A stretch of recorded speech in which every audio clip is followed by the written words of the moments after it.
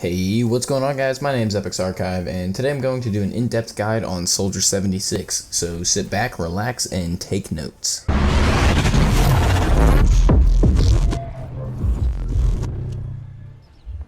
Soldier 76, otherwise known as Jack Morrison, is one of the 6 offense heroes in Overwatch. His story begins as the leader of Overwatch for over 20 years. He was the commander and called a hero until shit hit the fan and the people decided he was failing at keeping the world safe. They protested Overwatch, and enemies eventually blew up their headquarters, enabling Morrison to disappear into the shadows. Now he is a masked vigilante moving from cover to cover, sneakily finding the right moment to pry the life from those who brought Overwatch down. Soldier 76 is equipped with a heavy pulse rifle, helix rockets, the ability to sprint, a biotic field, and a tactical visor. The combination of these assets makes for a straightforward style of gameplay if the user has previous first-person shooter experience. He's an offense player, rated easy with 1 star, and has 200 health points. An in-depth analysis of the heavy pulse rifle will reveal that it has a magazine capacity of 25 rounds and a rate of fire of 10 rounds per second. Damage varies from 5 to 17 based on distance and armor. The reload time is 1 second, and Soldier 76 is able to fire 5 rounds accurately before the recoil pattern begins. It is a tight and very manageable recoil pattern that is great for close engagements, but at medium to long range battles where 76 is most effective, it is wise to shoot in short 5-round bursts. The helix rockets are 3 rockets that launch from the underbarrel of the pulse rifle. They are quite accurate and can deal up to 120 damage with a direct hit.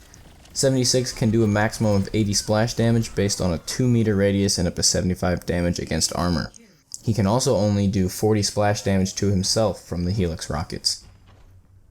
A tip about the helix rockets is they are unusable while sprinting, and I found it is best to click the button when I feel the enemy is in my crosshairs. Overwatch has a shot registry system of favor the shooter, so it is more likely if you see the shots hit on your screen, they will register and apply damage.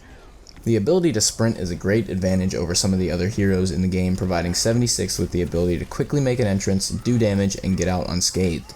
In the settings, sprint is set to toggle, and I believe that is the best setting based on how pressing the helix rockets button will automatically stop the sprint for you, and it will not launch the rockets unless you press it again. This gives the user time to aim at their enemy, press the rockets button, while aiming 76 is simultaneously stopping and bringing up the heavy pulse rifle, which allows the player to get shots on and use the rockets if needed. I would argue this method is better than stopping and aiming because you multitask with the first method. Therefore I would leave sprint on toggle instead of setting it to hold the button. The biotic field provides 76 and any teammates within a 5-meter radius 40 health points per second as long as they can see the emitter. The biotic field has a 5-second duration which is able to restore 76 back to full health if you somehow manage to get to 0. Once the field is used up, it has a 15-second cooldown before it can be placed again. With playtime and map awareness, you will learn to make the right call when you should and should not place down your biotic field.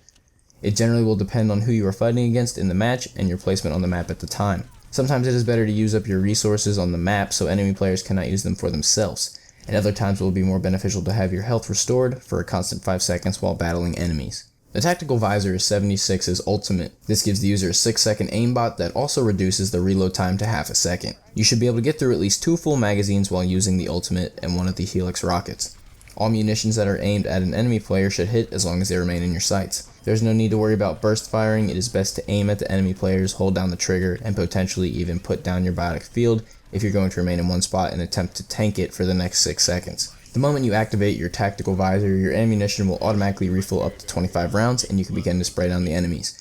This ability is best used for lowering the health of multiple enemies or annihilating a group of enemies who are not being supported or protected. It is crucial to use this on objectives during clutch moments, even if you just manage to lower the health of all 5 players. It will give your team the upper hand to land a few hits and secure the eliminations so that your team has a better chance at winning the game. Now, since we have covered all the equipment on Soldier 76, let's talk about the playstyle you should integrate when using him. Soldier 76 is most effective at medium to long range engagements. I think a comfortable range for every player will vary and should vary based on their ability to hit the helix rockets. If you are able to hit the helix rockets almost every time, or at least when it counts at 50 to 100 meters away, then you can play a very effective Soldier 76. If you fail to execute very well at the medium to long range engagements, then it may be best to stick to a different hero or you only use 76 in close quarters to medium range. With great accuracy, 76 could do well in close quarters, but it is more than likely you will lose close range engagements to heroes that are better suited for it.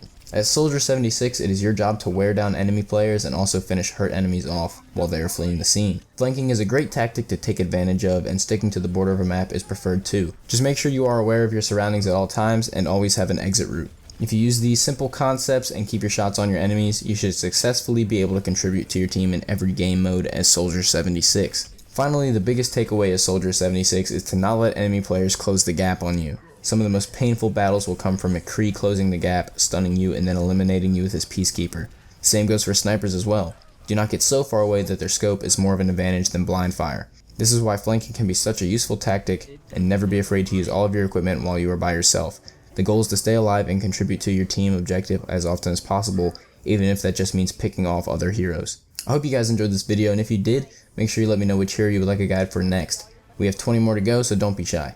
Anyway, subscribe to stay up to date for more Overwatch content, and leave a like if you enjoyed. It helps out more than you know. Leave a dislike if you didn't, don't forget to answer the riddle, check out the previous video, and I'll see you in the next one.